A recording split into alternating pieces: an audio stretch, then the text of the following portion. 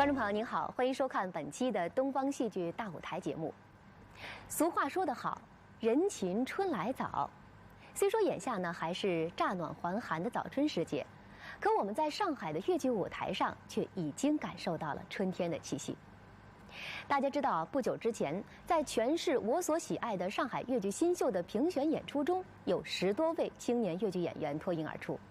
他们是幸运的，因为他们赶上了一个好的年代；他们也是勤奋的，因为他们肩负着上海越剧艺术的明天。这样吧，还是让我们走进他们，看看他们在说些什么，又在做些什么。我叫盛舒阳，是复牌花旦，从浙江到上海已经7年了，这其中已有4年未能回家过年，但是我没有半点怨言，谁让我是个演员呢？而且我也得到了很多恩师孜孜不倦的教诲和如亲人般无微不至的关爱。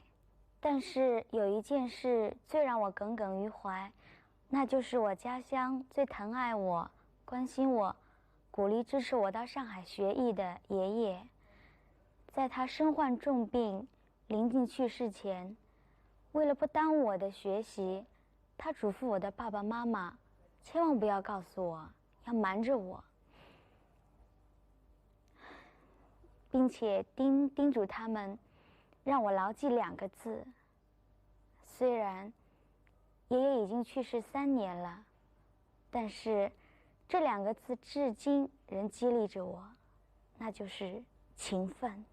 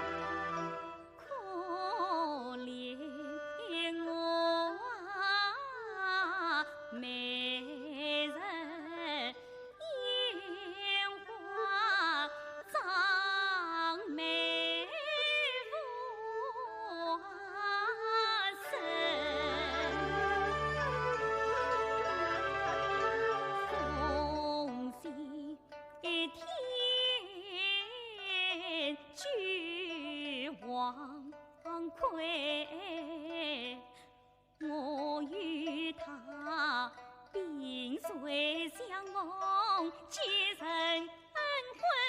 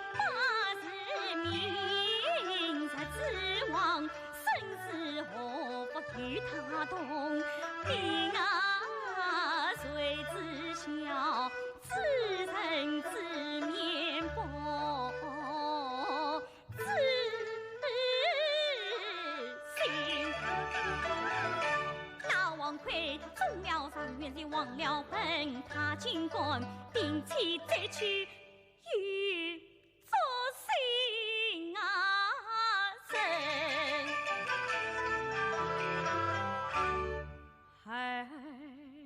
，200两银子。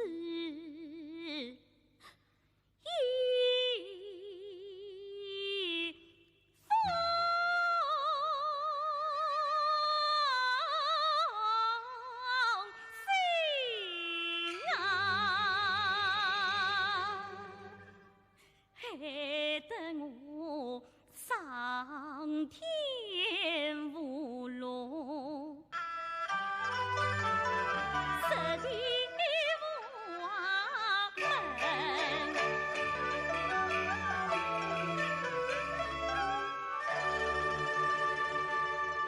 是这等为心策，深深公分。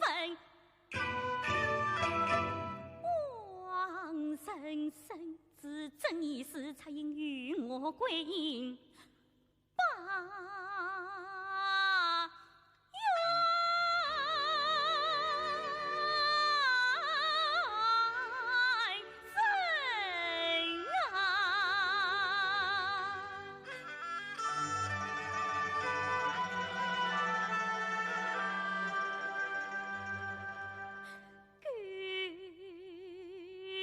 的文令与我作证，与我作证，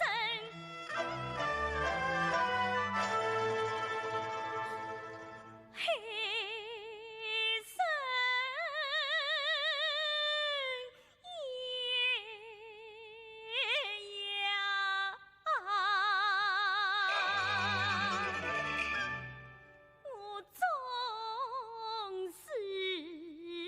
我王爷爷关节深。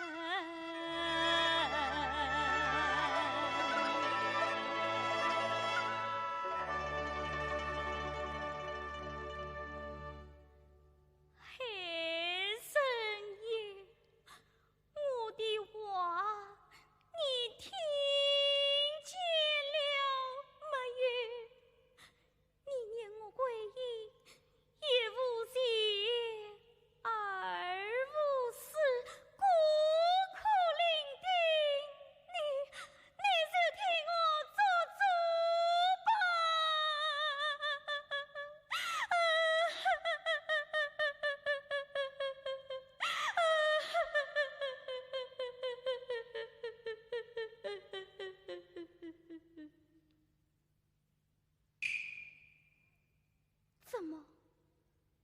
我哭诉了半天，你是一点也不理睬我。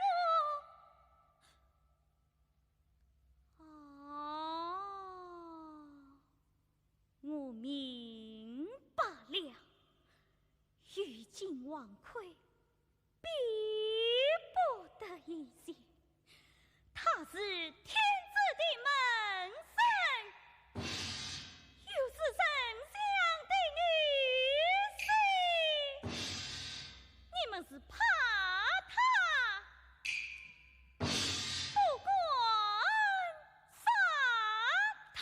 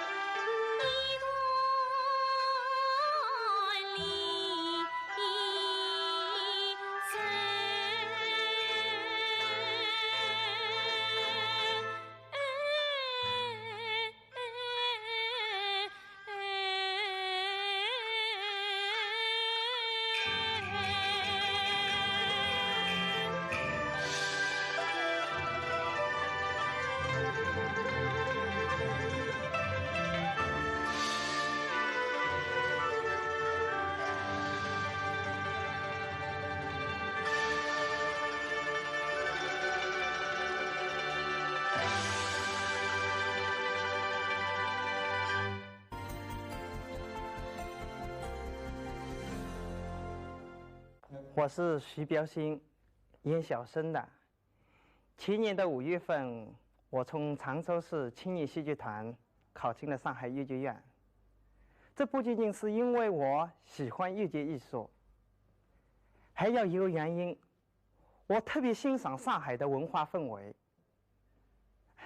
但是，到了上海以后，我才发现上海这个地方真是人才济济。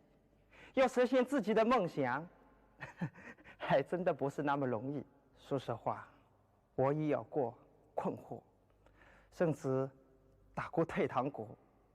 不过，自从去年我参加了早春二月的演出，在许多老师的帮助下，我所扮演的钱真心这个角色，得到了专家、观众们的认可后，我就悟出了一个道理。在上海这个舞台上，只要坚持努力，就一定能够开拓出自己的发展空间。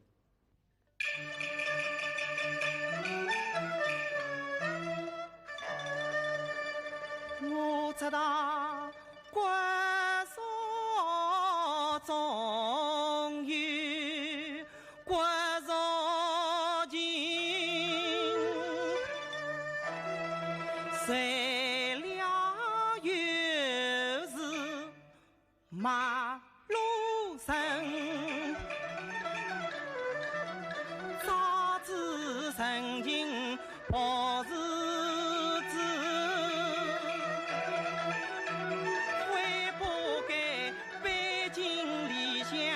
来留情，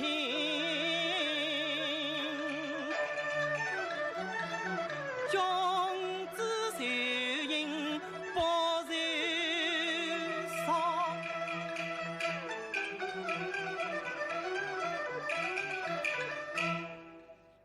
忙想起那日丢情出门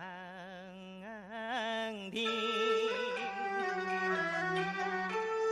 家中是只有一对后生黄糯米，上困关上比娘亲。我母亲一天只吃二家饭，4天只能吃一身，放轻巧子算一算，我母亲48天苦不明，倘让我酥酥空空回家去，岂不要活活我是老娘亲？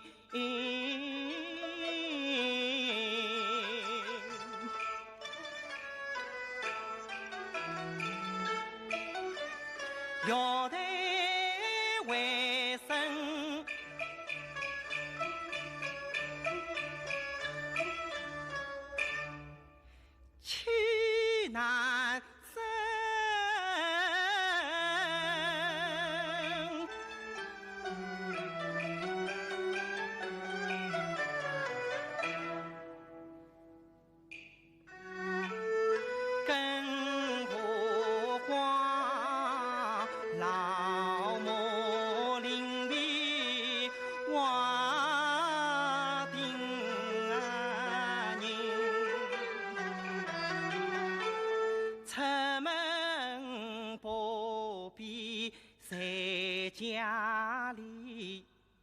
一应起母太神心，姑娘尚有不大慈，离别真悲呀娘几分。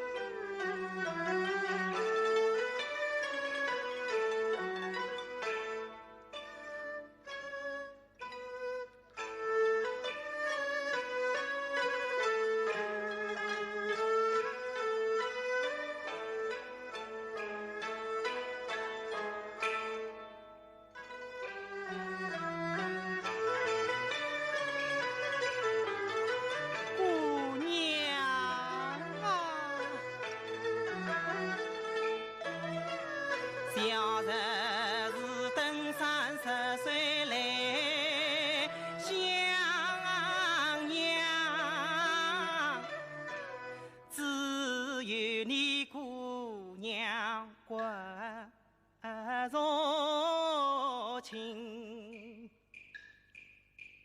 姑娘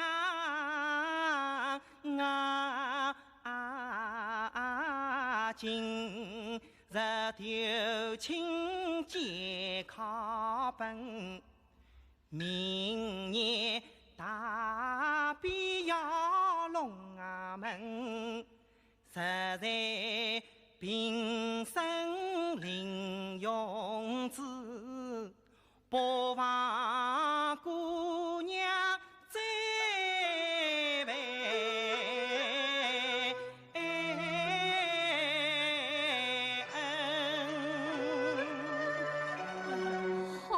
好在起来起来，这儿子呀，说句良心的话呀，侬要去上京赶考吗？做姑娘的哪有法承认侬之理嘞？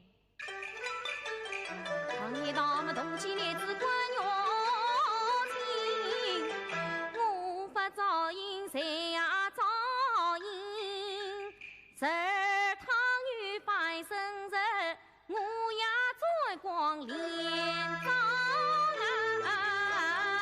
金。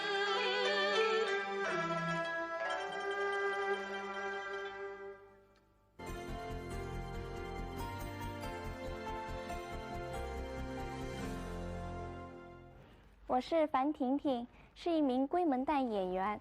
上台唱戏是我从小的梦想，也是我15岁时就离开父母来到上海的原因。可是，一旦真正踏上了舞台，而且还有幸投到金彩凤老师门下学戏以后，我才明白，当一名演员和当一名好演员并不是一回事，两者之间还有很长很长的距离。喜爱粤剧艺术，是因为粤剧艺术拥有了太多太多的美。我相信，在21世纪，在一个信息化的时代里，粤剧观众的眼光会更加挑剔。他们不但会关注粤剧表演的形式，而且还会更加关注演员自身的素质。大家好，我是上海粤剧院的青年演员，我叫张雨峰，主攻陆派。张老师，我真的不太会说，就别说了吧，我真的害怕死了。啊，张雨峰呢，年纪小，胆子更小。这样吧，我来替你说吧。啊，好吧，那次那个在舞台上昏过去嘛，把我搞得也很紧张啊。哎呀，说起那天，真的太感谢您了。要不是张老师你眼明手快啊，我真的不知道该怎么收场了，肯定会很尴尬。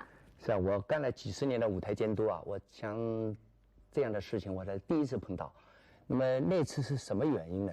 你知道吗？那次呢，主要是因为那个我们戏曲中勒头，我勒得太紧了。那天我演两出嘛。哦，对了，第一出是那个钱建姑。对，演完之后呢，我就把头松了一下。那个第2次包的时候呢，水沙太湿了，然后我的头就大概压迫了那根神经吧。那个张雨峰啊，那天身体情况怎么样呢？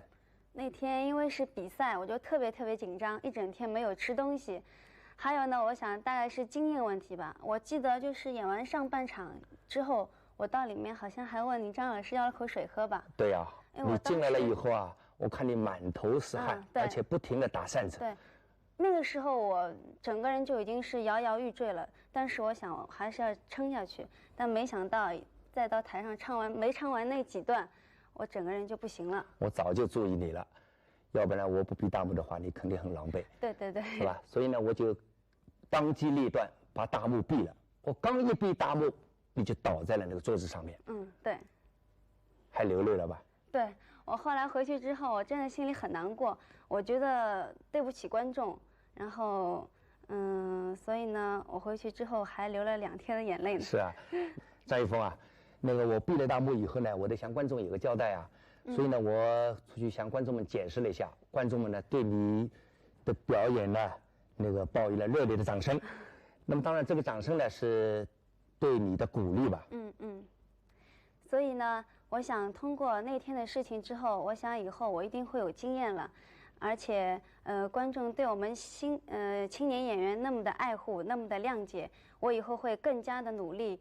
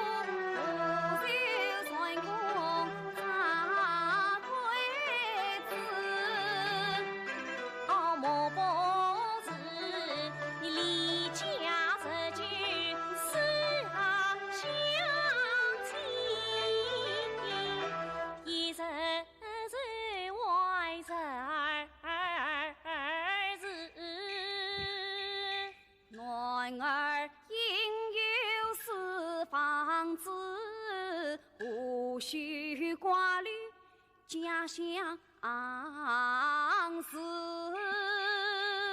莫不是你言你们私里的，我难陪你郎并不知。你年家一扫，天下得本少。我好比苦藤高攀，你所不是。莫不是你引我来增长年少，害得你贵人少面子。十里红帐到雁门，城里人话谁不知？莫不是你引我来争用毛城，我难陪你郎一才子啊！夫妻凄苦用眼冷，何况你娘子美貌三心思。人须得去想。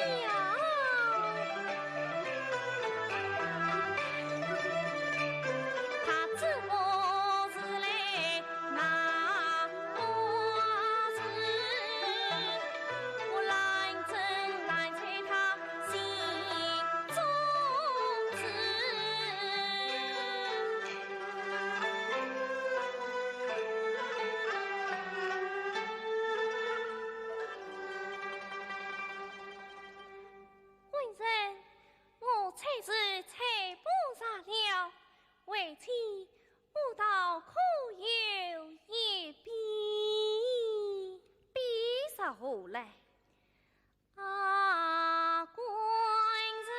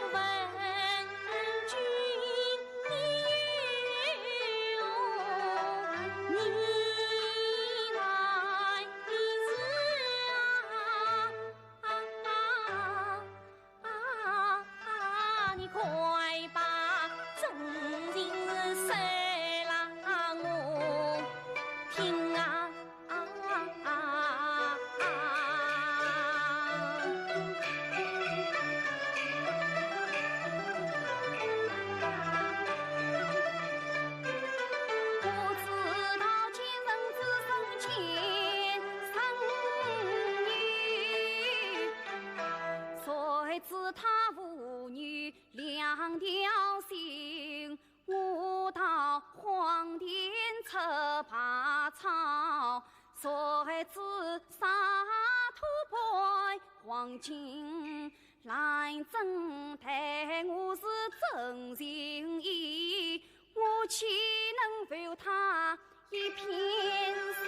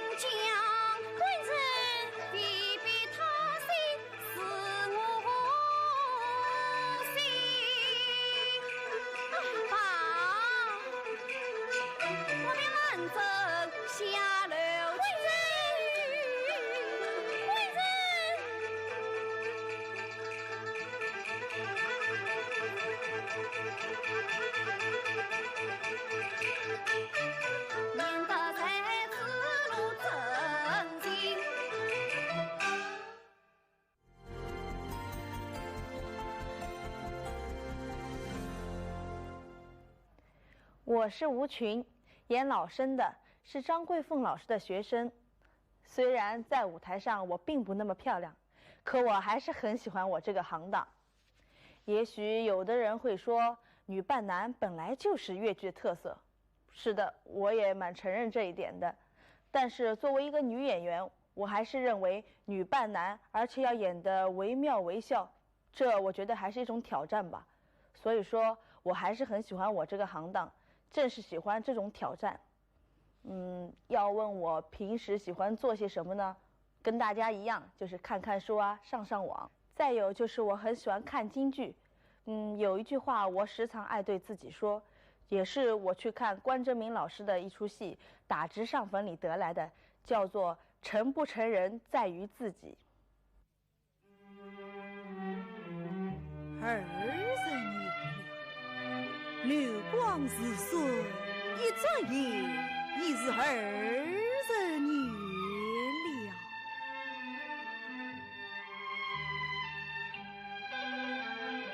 独自为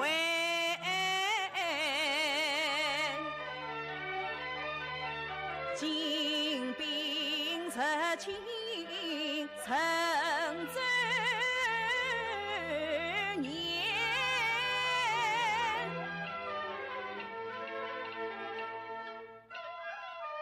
纵马空从20年，十常总在天家本，笑来长衣百面，我与你离是多，为是伤，只长地不长见，10月换上6月天，秋去春来年复年，才觉得剑恰三分少年。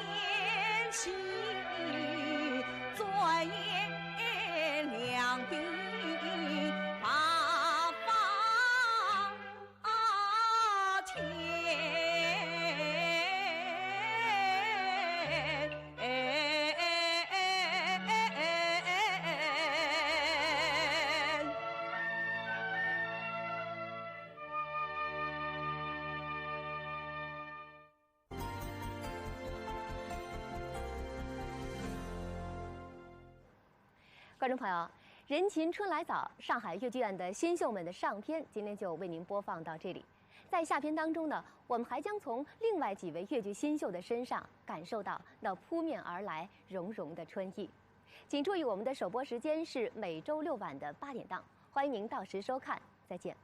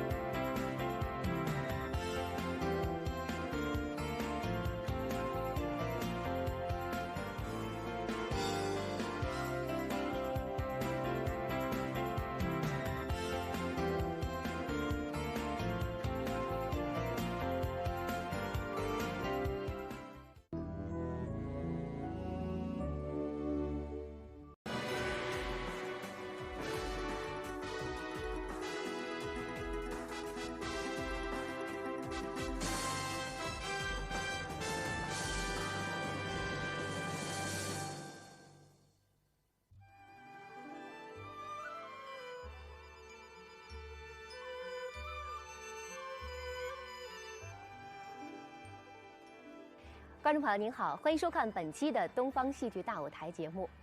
在这一期的人勤春来早，上海越剧院的新秀们的下篇当中呢，我们将继续认识几位越剧新秀。在新的世纪里，他们会有什么样的发展？上海的越剧艺术又会有什么样的发展呢？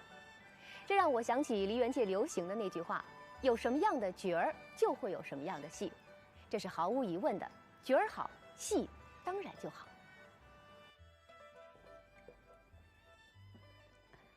大家好，我是上海越剧院的青年演员，我叫唐小玲，主攻花旦。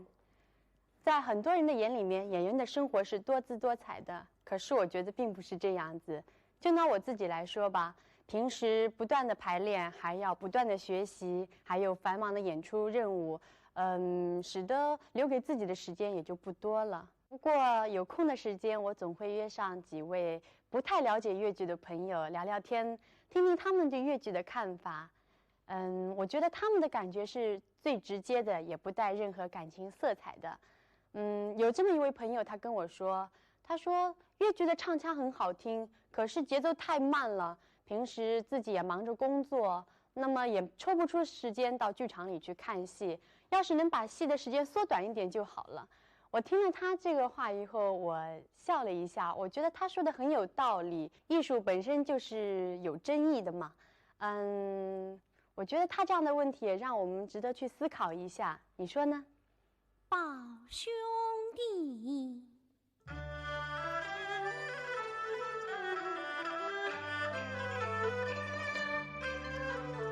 放眼到子呀，他来进，谁不想高门迎门？自今你上第14里，也该去为做官人。但将心自度经济好有本，要为谁此事做人真本领，理应该把出关头就上进，怎能够不顾正业不公平？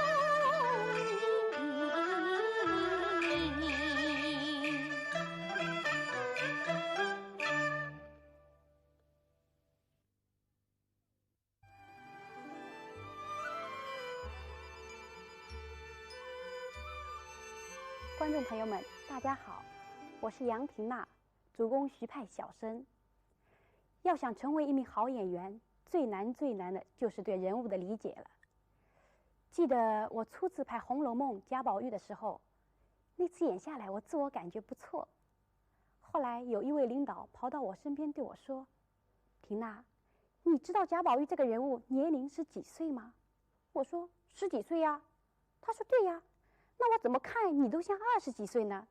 哎呀，当时我听了非常难过，回到宿舍还懊恼地哭了一场。后来我细细地读了原著，又请教了好多老师，才渐渐地认清了这个人物。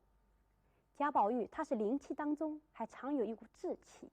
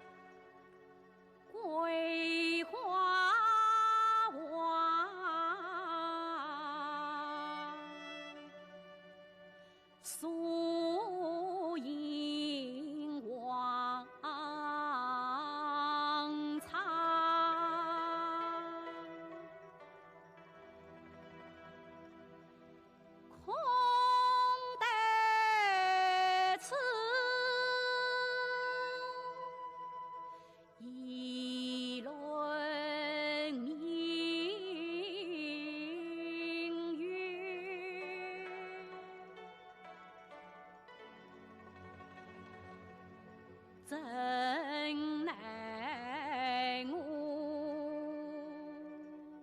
把转愁肠，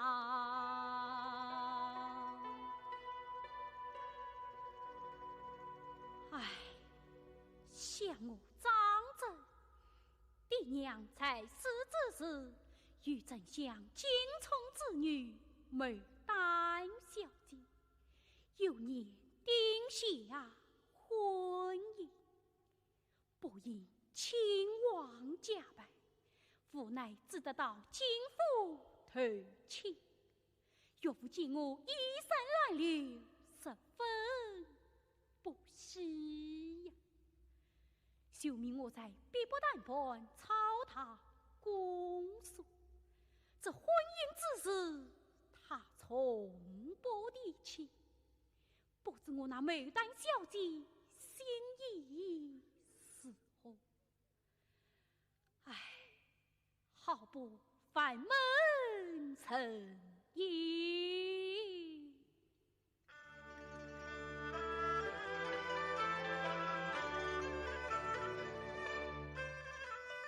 说什么姻缘本是先生定，有谁知曾经知一遭？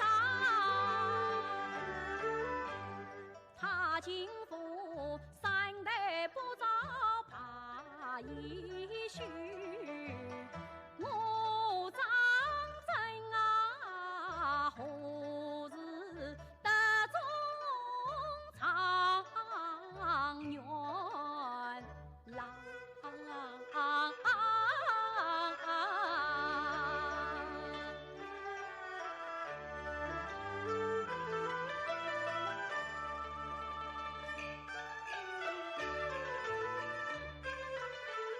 又听得一声声鲤鱼摇郎，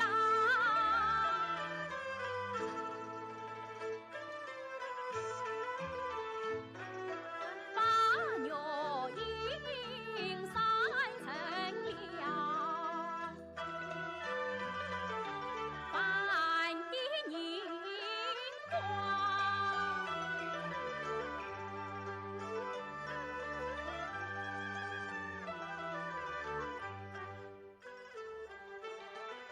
鲤鱼，鲤鱼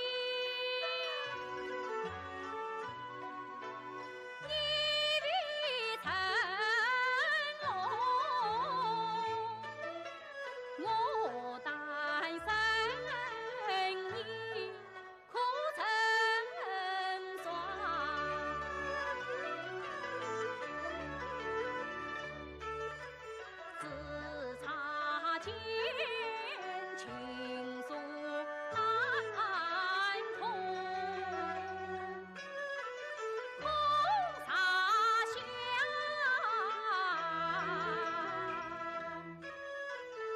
满腹愁肠。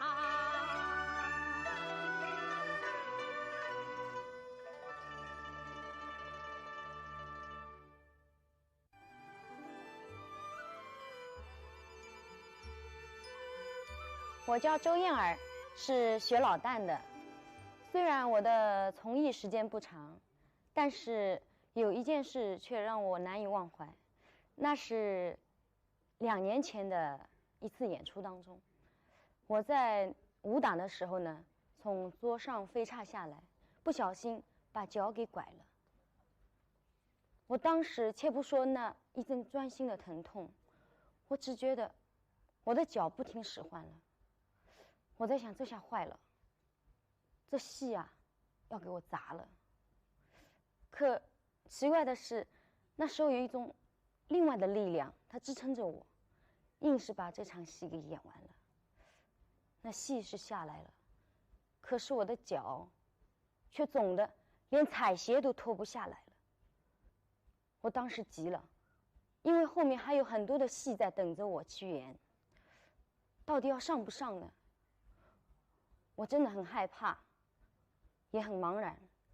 可是当我看见后台所有的老师和同学都在尽一切可能和力量在为我的脚奔波忙碌的时候，我顿时明白了，我要上。可这一上就是连续的8场戏。等到那一轮演出结束以后，我才看到我的脚已经肿得像象腿一样的，从膝盖到脚面整个都肿起来了，而且是又青又肿。那时候我觉得我心里有一种痛，但是听到观众的掌声和赞誉，我又感到很幸福。所以这件事虽然过去2年了，但我心里一直记着它。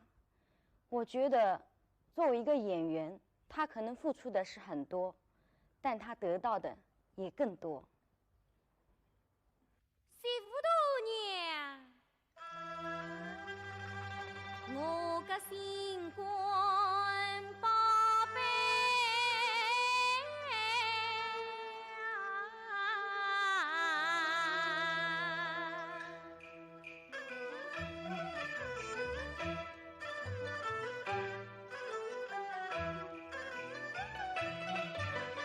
叫啥媳妇我啊给侬，新官肉啊呀宝贝肉，阿玲是我个寿星肉，媳妇大娘侬是我个寿杯肉，寿星寿杯都是肉，老太婆啥非得那2块肉。媳妇啊，侬尽快快来起舞啊！演得媳妇来听音婆婆，阿玲从前得亏侬，哪会今朝办才是来认错？侬可以跪到西，哎呀跪到东，谁裤头跪得是红啊呼呼。媳妇侬啥办法理？现是少女发作要去河上做，各种传教严师宝啊！侬颜良媳妇就有好劲啦个，听从婆婆来接凤冠，高明夫人与侬做啊！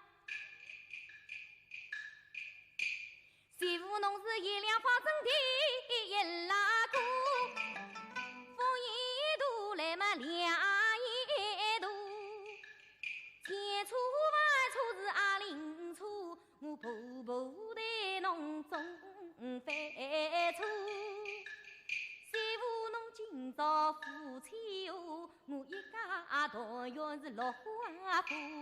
媳妇侬实不肯夫妻话啊，我搿份人家要结果。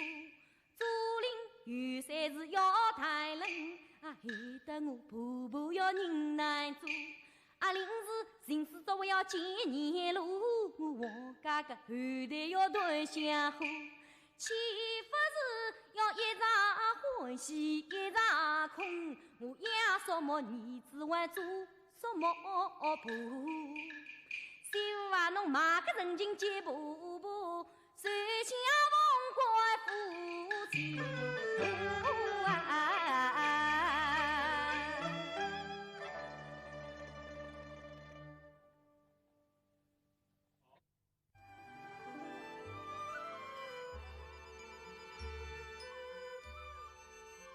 我呢是上海乐剧院的青年演员吴敏，我呢主攻的是小生，学唱的是徐玉兰老师的徐派。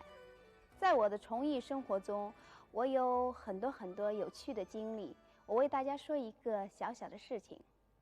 当我刚开始学唱徐派的时候，我发高音特别的困难。大家都知道徐派呢是高亢，激昂，跌宕起伏的。在我发高音的时候呢，我感到很紧张，我总怕自个儿发不上去。后来徐玉兰老师每次听到我发高音，她都很为我着急。她说：“哎呀，孩子，如果你这样发出去的话，恐怕你唱这个戏的寿命不是很长。”我自个儿也特别的着急。我呢去拜访过很多学唱民歌的老师，但是收获呢都不是很大。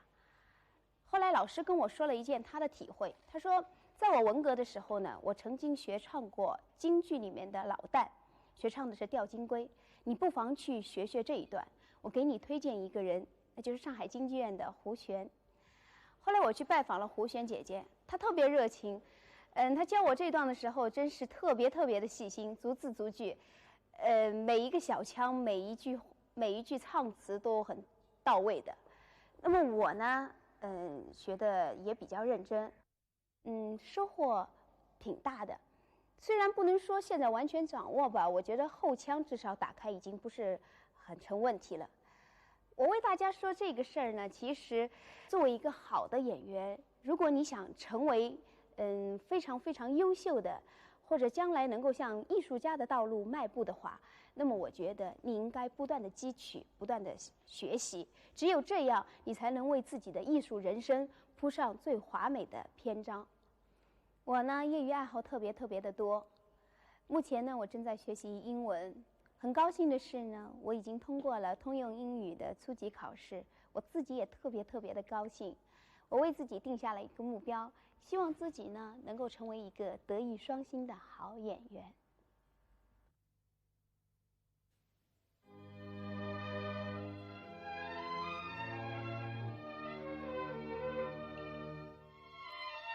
想当初，妹妹从江南出来打，宝牛是早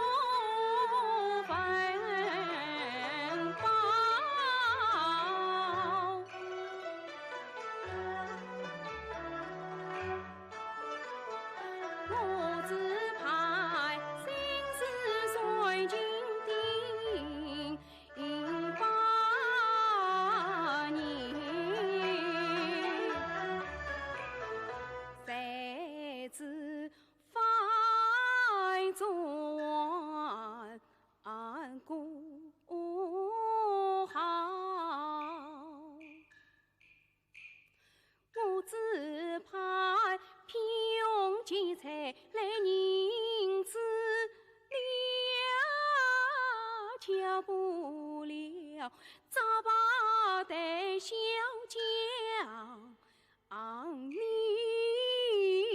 掉，我只盼夫唱妇在今生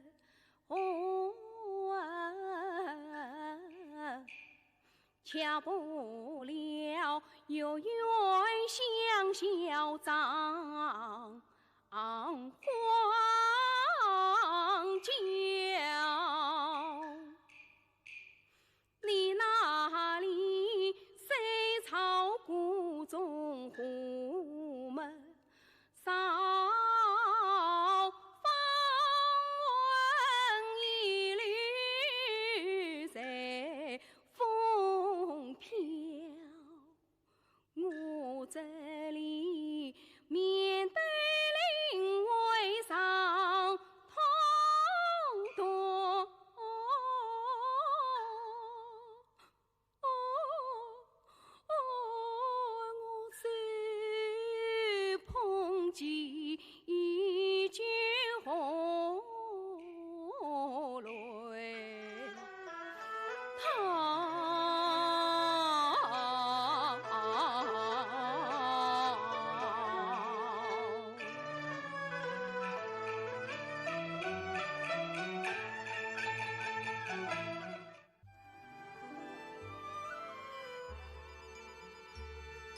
大家好，我是上海越剧院的青年演员，我专攻老生。我平时爱好很多，但是我最喜欢看的是篮球。凡是属于东方大鲨鱼队或是乔丹的比赛，我一场都不会漏掉。由于我个子的问题，在台上总是和花旦啊、小生啊差那么一点点。但是张老师送给了我一双特别的靴子，告诉你，这双靴子非常的特别，说出来肯定会吓你们一跳的。这可不是一双普通的靴子，这也是我平时演好老生戏的一个宝贵的资本。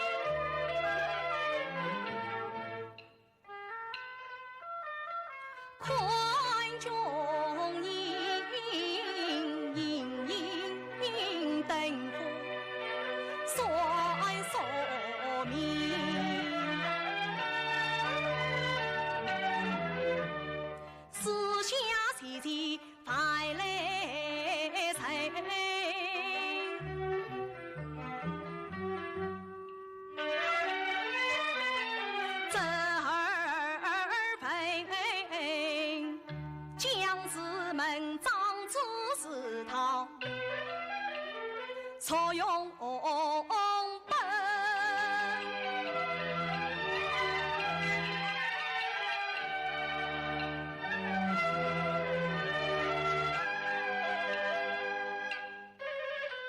我江南八千子弟兵，要来接进口不归10万军。徐州城，民芳花灯千万盏，真将府错掉他兵，金龟城，几转细细飞抽抽，心上起伏难完整，此一转事关松生，心莫旁，是名臣，是何一转庭前困。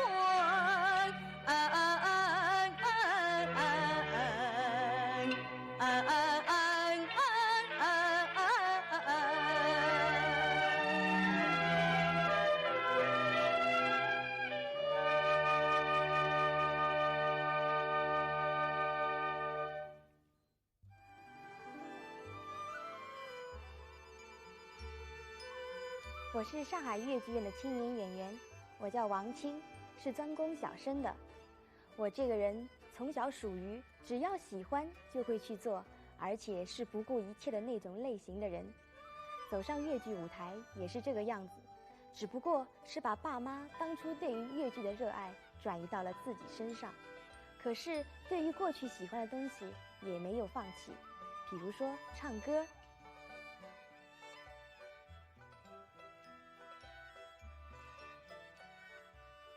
你教我那个 C 和弦，我已经忘记了，再教我一遍好吗？上那个 C 和弦我跟你讲过，这个无名指啊，在这个琴格的第3格第5根弦的地方，对对，这个中指放在第4格，哎，对的，就是那个左手再用点劲，你看我。有多少我爱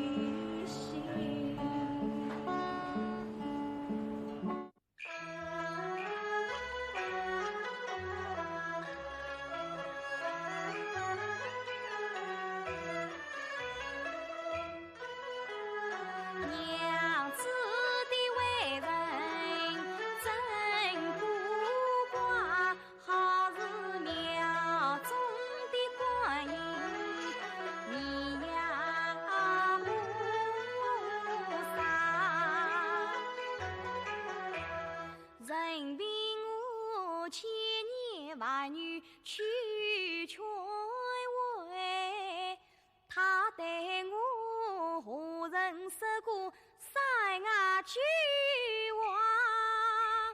事情虽小，谁伤情？有子柔肠不能讲，难道他令我有阴情？难道我何此得罪了他？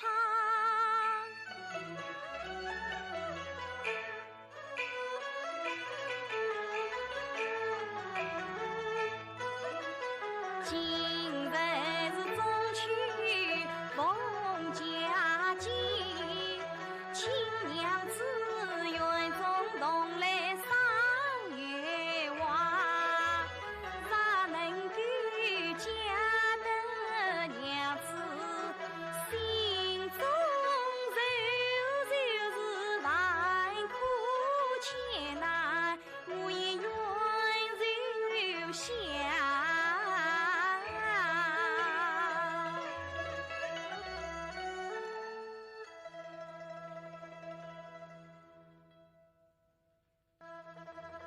亲娘子听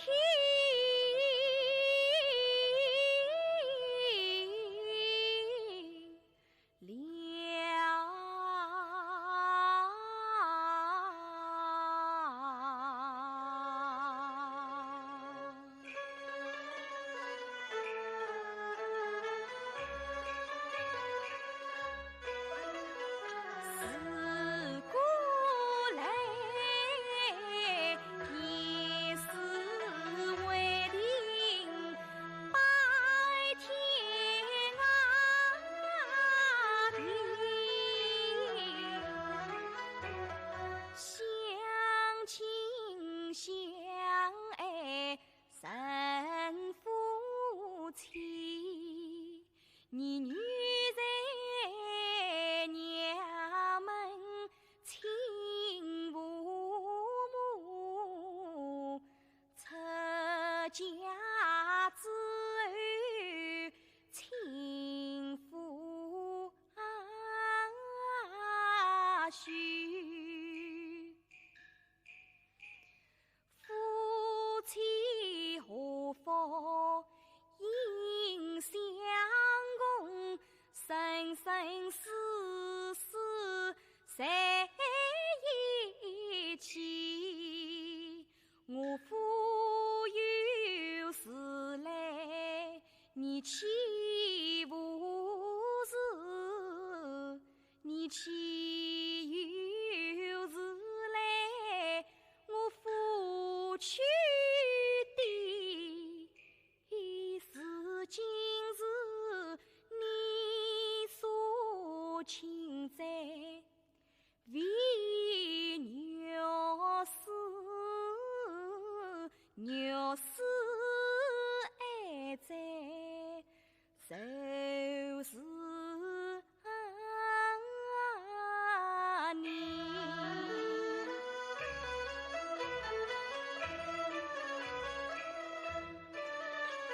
你有事不肯对我讲，再有才人苦伤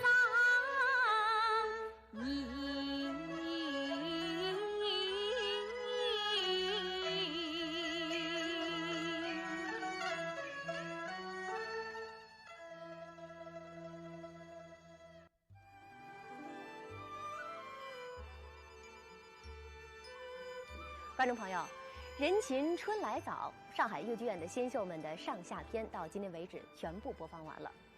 不知道喜欢粤剧、支持粤剧的朋友们，从这些年轻新秀的身上是否看到了上海粤剧的明天？反正我是这么看的，新秀这个词儿和盼望、鼓励、勤奋努力从来都是同义词。在专家和观众的眼里，它是此一时的评价，而在粤剧青年演员的心中却是一辈子的追求。好了，感谢您收看这一期的节目，我们下周同一时间再见。